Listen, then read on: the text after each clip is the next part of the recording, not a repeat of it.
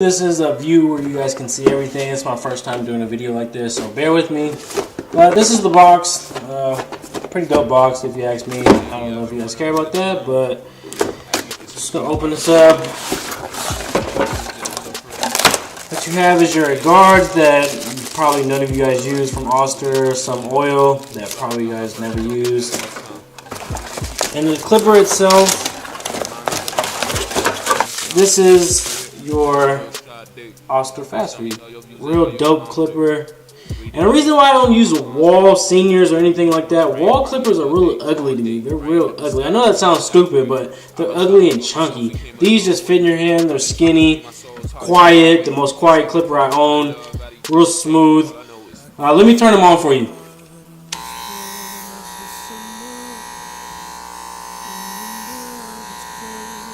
These ones do need oil, that's why they're kind of a little loud, but once you oil these up and you start using them, you break them in, they're real quiet, real smooth. And going back to these guards, I wouldn't suggest using these. I've never used them, so I wouldn't suggest using them. I don't even know the sizes on them. This brush you can use for cleaning if you don't have one. And the oil, that's always good. If you want to learn how to oil your clippers, if you want to know how, if you ever feel your clippers getting stiff or they're not running properly, oil them up. Spray them with Andes Cool Care, then drop oil on the corner, and right there. Instead of using these guards right here, I would suggest using a purple Andes guard for these. Me personally, I think they made the purple Andes guard for the Oster fast feed. It fits better on the fast feed than it does the Andes Master, which is weird to me. But they slide on just like that, easy to take off. What I do is I put it on like that, and then I slide it up, and you're ready to go. Alright, so to answer all the questions about me zero gapping my fast feeds, first of all, if you don't know what zero gapping is, it's the gap between the top blade and the bottom blade. The gap in between those two when the lever is completely closed. If there's no gap, that means it's zero gap. With fast feeds, my personal experience, I haven't been able to get them completely zero gapped. All my other clippers, my Andes T-liners, my wall detailers, and my Andes Masters, I've always got them completely zero gapped. But for my fast feeds, I haven't got them completely zero gapped. But I do adjust them to be as close as they possibly can be. So I'm going to show you how to do that right now. All you need for this is a screwdriver, a regular old basic screwdriver. Then first you want to take off these two top screws right here and remove both the blades.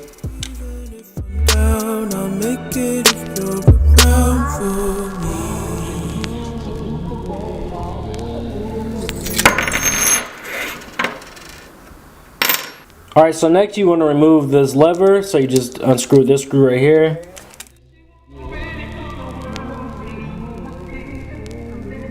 And then what you want to do is you want to take off this whole silver piece right here. And when you do this, see this gold piece right behind there? I don't know if you guys can see. Do not lose that piece. I promise you it's the most important thing, or the most annoying thing if you do lose it. So just let it fall into your hand and put it down.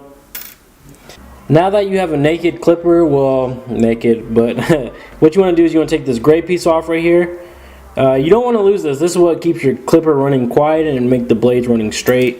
And this bottom piece right here, the silver piece, is what holds your bottom blade in place up against the top blade. So what we want to do is we want to move this as close as the top blade as we can. So we're going to loosen these up. We're not going to remove the screws. We're just going to loosen them and then push this, push the silver piece up and then tighten it back. Time to and promises that never came through. I ain't even seen my share. You lost a lot of my respect, but I've been at my peak. My city never sleeps, so you know I've been awake for a week. Now that's done, we're just gonna put the clipper back together. Put the silver piece back on. And then the all-important gold piece. Slide that back in there in the little slot. And then we're gonna put our silver piece back on right here. And when you put this on, you want to see this little silver piece. You want to get that right past that hole, as far back as we can. Now we're gonna put our lever back on, and you want to get that silver piece that I was talking about, that silver opening, up against that screw as close as it can be, and then tighten that screw back down. And with this, I can give you a tip, is hold this lever as far forward as you can, as close as it can be. Hopefully my instructions are making sense. It's hard for me to do this while looking into the camera, and the camera's in my way of seeing the clipper, so bear with me. For my shot, everybody else forgot here. I'm just giving everything I got here. The motives aren't real. I've been chilling in my spot. Now we're gonna put the bottom piece on, and with the bottom piece, you want to get it as high as you can on that gray piece, so it's closer to the top of the top blade, if that makes sense. Get that up as far as you can, and then you want to get the top blade back on with the screws. One of my screws fell on the floor, so I'm gonna have to grab that real quick. Alright, now that my dumb ass is back up on the table and shit, we're gonna put the screws back in, but we're not gonna tighten them all the way down. We're gonna tighten them like one to two turns just to get the blade to hold in place. When that's on there and you can move it a little bit, see how you can move it a little bit? You wanna push that as far backwards as you can. Make it as close to that bottom blade as possible. And after that, you just wanna tighten it down. No, that's just how it go.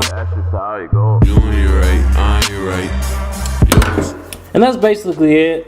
I don't know if you guys can tell if it's a little bit closer or a lot of bit close. I don't know. That's just what I do. Like I said, you can't get these completely zero gapped. Well, I can't get them. If you guys seen any other tutorials better than this, rock with that. Whatever works for you guys. This is just my insight on this. Let me grab the camera so y'all can see me. Shit.